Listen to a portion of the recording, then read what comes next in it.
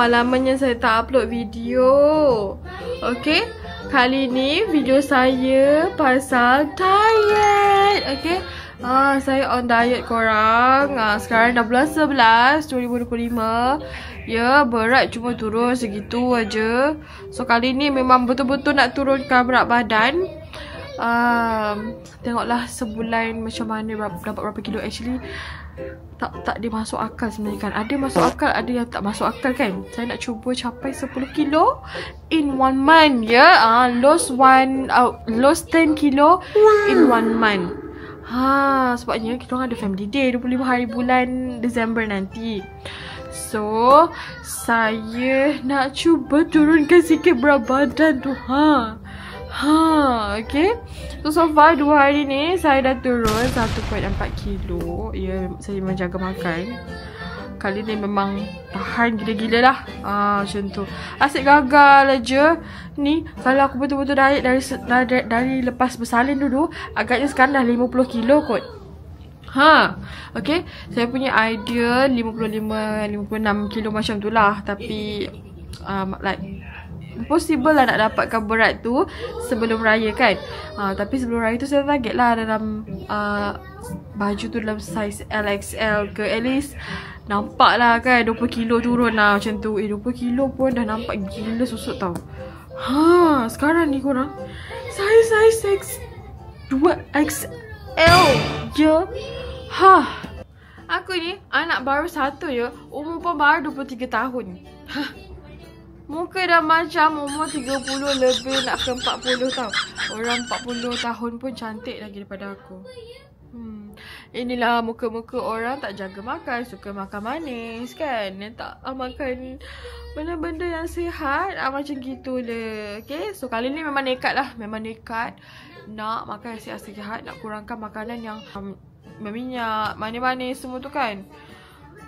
And exercise selalu. Ya.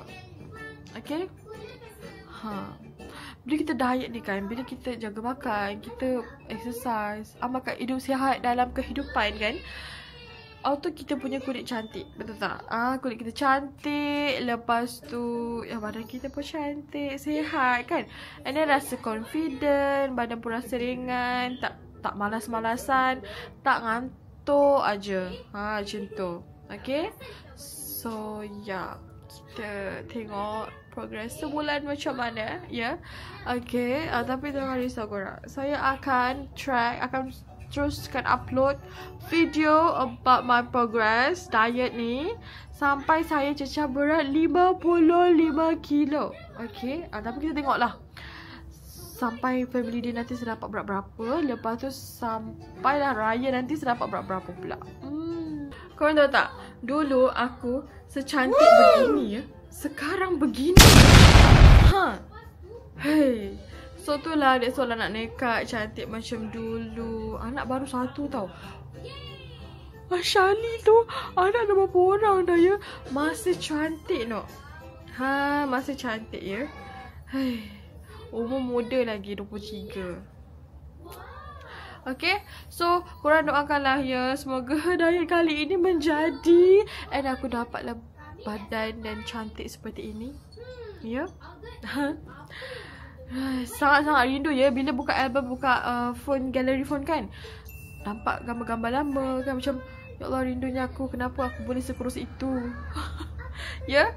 Lepas tu muka pun agak bersih. Yelah. Dulu pun kalau ikutkan saya makan juga macam-macam. Cuma ini macam terlampau lah pula kan. Okay.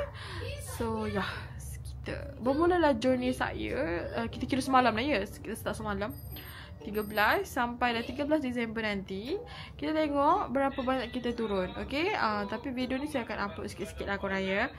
Untuk progress tu saya akan upload video sepanjang sebulan ni lah. Mungkin selanglah 3 hari ya korang ya. Nak mengedit lagi. Okay. So kita tengoklah sebulan nanti macam mana kita punya diet ya. My son. Okay lah. Bye korang. So sampai sini je lah video kita. Nanti kita upload lagi next progress. Okay, bye. Thank you for watching. Before I let you go,